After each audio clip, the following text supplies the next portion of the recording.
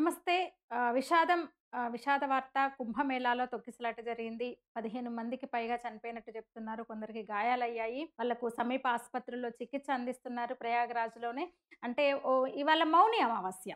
ముఖ్యంగా అంటే కుంభమేళా జరుగుతున్న ఈ రోజుల్లో కొన్ని ప్రత్యేక దినాల్లో అమృత స్నానం చేస్తారు. ఈ సమయంలో అసలైతే నాగ సాధువులు, ఇతర సాధు సంతులు, మఠాధిపతులు, పీఠాధిపతులకు ఎక్కువ ప్రాధాన్యత ఇస్తారు.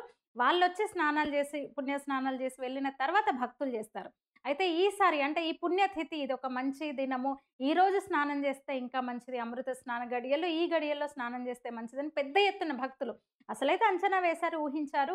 నిత్యం ఇన్ని రోజులు కూడా 1,00,00,00,000 మందికి పైగా భక్తులొస్తుంటే, ఇవాళ ఒక్కరోజే 10,00,00,000 మంది భక్తులొస్తారని ప్రభుత్వం అంచనా వేసింది. అయితే అంచనాకు తగ్గట్టుగా భక్తులొచ్చారు గానీ, ఒక్కసారిగా అర్ధరాత్రి దాటిన తర్వాతనే అందులో సంగం వద్ద 3 నదులు కలిసే త్రివేణి సంగమ కేంద్రం ఏదైతే ఉందో గంగా, యమున, సరస్వతి కలిసే దగ్గర అక్కడే స్నానం చేస్తే ఇంకా మంచిది అన్న ఒక నమ్మకంతో భక్తులందరూ ఒక్కసారిగా అటు ఎగబడిపోయారని చెప్పొచ్చు. దీంతో తొక్కిసలాట జరిగింది. संगम घाट पे चुन्नी बांध के ग्रुप में रस्सी बांध के पकड़ चलते आगे वाला बंदा धक्का दे रहा होता, पीछे वाला बंदा అయితే ఎప్పటికప్పుడు ప్రభుత్వం కూడా అక్కడున్న సిబ్బంది అప్రమత్తమై చాలా అంటే సహాయక చర్యలకైతే దిగారు.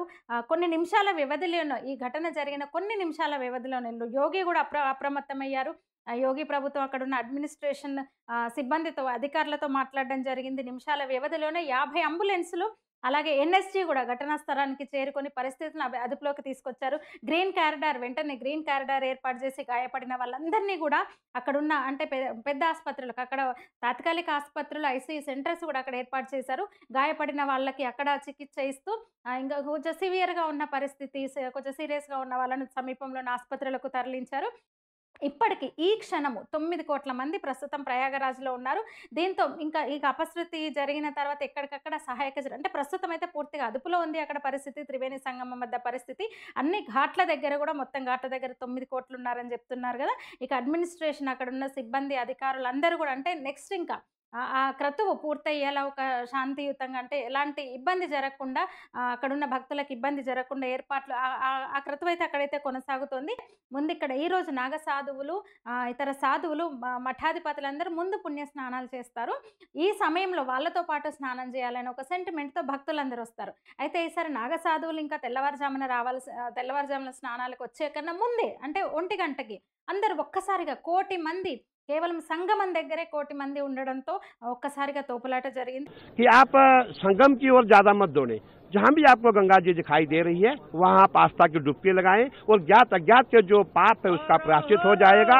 ఇక ఎప్పటికప్పుడు ప్రధాని మోదీ అలాగే హోంమంత్రి అమిత్ షా యోగి ఆదిత్యనాథ్‌తో గంటకొకసారి మాట్లాడుతూ అక్కడ ఏర్పాట్లను పరిశీలిస్తున్నారు. ఇంకా కాసేపట్లో యోగి ఆదిత్యనాథ్ ప్రయాగరాజ్ చేరుకుంటారు. అక్కడ ఏర్పాట్లను స్వయంగా పర్యవేక్షిస్తారు అని అయితే తెలుస్తోంది. ప్రస్తుతం అయితే అక్కడ ప్రయాగలో త్రివేణి సంగమం దగ్గర పరిస్థితి అయితే పూర్తిగా అదుపులోకి వచ్చింది. 1 గంట తర్వాత అపశృతి జరిగిన తర్వాత కొన్ని నిమిషాల వ్యవధిలోనే అక్కడున్న వాళ్ళందరూ అప్రమత్తమై పరిస్థితిని పూర్తిగా చక్కదిద్దారు. ఇంకా 9,00,00,000 మంది భక్తులు స్నానాల కోసం వచ్చిన 9,00,00,000 మందికి కూడా ఎలాంటి ఇబ్బందులు జరగకుండా వాళ్ళు పుణ్య స్నానాలు చేసేలా అక్కడున్న అధికార యంత్రాంగము యూపీ సర్కార్ అయితే ఏర్పాటు చేస్తుంది కేంద్ర ప్రభుత్వం అండతో.